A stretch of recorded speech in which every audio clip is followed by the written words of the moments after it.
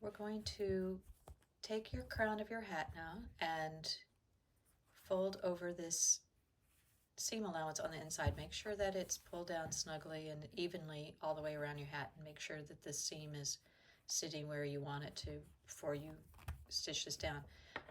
Now,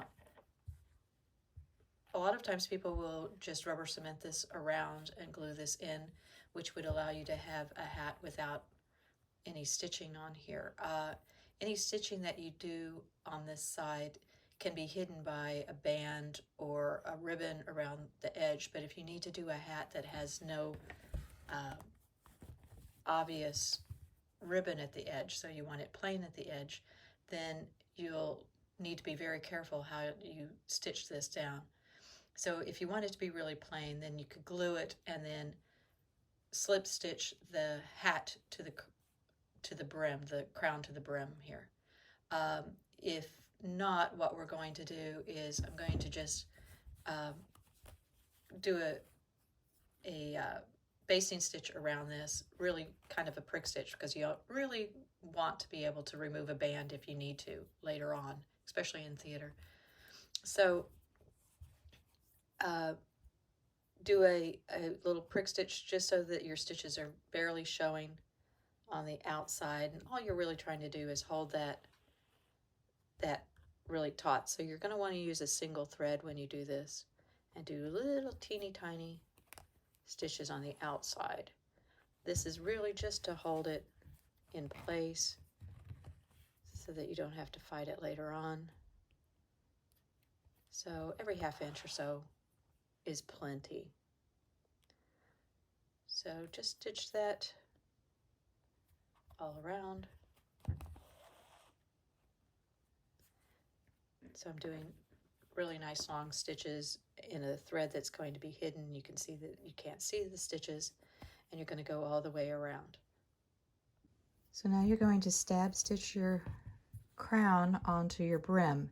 Now remember that if you weren't able to get your tabs and your head sizing band all the way up against the wire, you're going to need to stitch through the brim on the outside of the wire and pull that crown in, because you may find that the bottom of your crown is a little too big, so you don't want to pull it into the head sizing band if it isn't going to fit. So you don't want to warp the outside of your hat.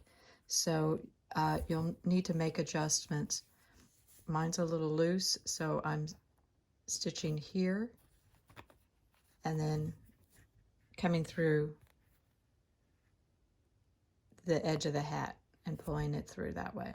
So just make sure your stitches are invisible on each side. So just make sure that your stitches are invisible on each side as you go. And you don't want to pull this loose fabric up here on the top.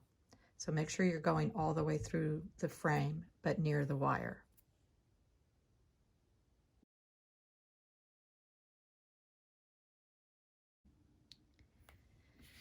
So now you can decorate your hat. Before you line your hat, you're going to want to decorate it. So I'm going to put a band around mine. I'm going to use some of my fashion fabric, my lining fabric, and make a band. You can use a ribbon, you can add flowers, you can do bows. There's lots of videos online, different ways to make bows and sprays. You can put feathers on here. You can do whatever you want. Remember, it's really important to try not to use hot melt glue on your hat. Hot melt glue is extremely heavy, and you want your hat to be as light as possible so that it just sits on your head very lightly. If you add hot melt glue or excessive glues of some sort, it's going to weigh down your hat really fast. So avoid hot melt glue. Plus, with hot melt glue, you can't remove things and replace them, and especially in theater, you want to be able to change things out as much as you can. So go ahead, and I have my ribbon marked here. I'm going to take it and put it on the sewing machine, clip off all this extra seam allowance, turn it inside out, and put it back on my hat. Because the hat is straight up and down on the sides, I'll be able to do that. If you had a hat that was flared, you would need to turn this in and then do invisible stitch right down this side, hand stitch it down, because you wouldn't be able to put it back on here. Or you could put the band on before you stitch the crown on. So I'm going to do this and then create a bow and tack it all on. The reason you want to do all your decorating beforehand is so that you can sew through the buckram and you can have all sorts of ugly knots and things on the inside of the hat before you put the lining on. So the lining's going to be able to hide all that stitching that you're going to do on the inside.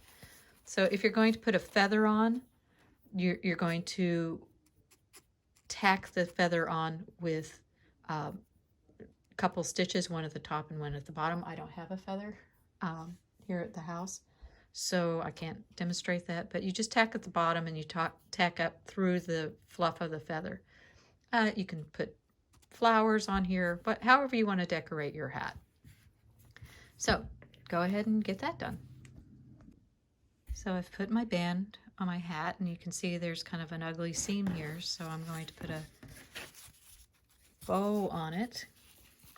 And the way I'm going to create the bow is I'm going to take a piece of my ribbon or binding and just do a gathering stitch. Now you can do a flat bow.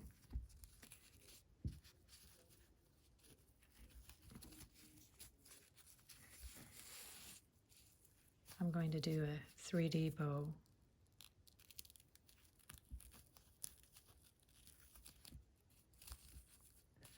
And I'm going up both sides. Just makes it a little more even gathering stitch on each side. I'm going to tie that off.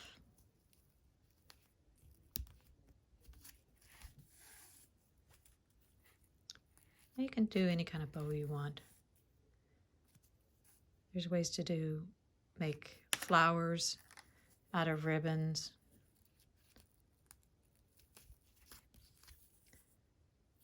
So now you have this kind of ugly spot in the center of this.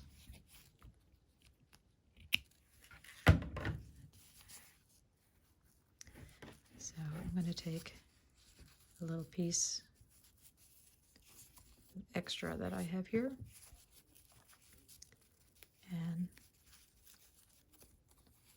cover the center of my bow.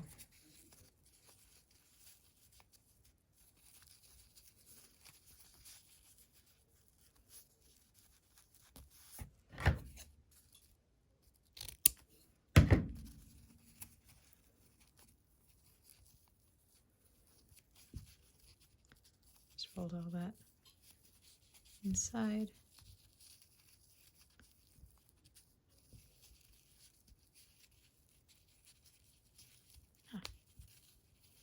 Fingers aren't working today.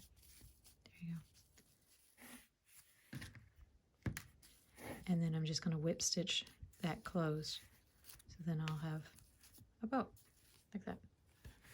I'll just put that over that seam.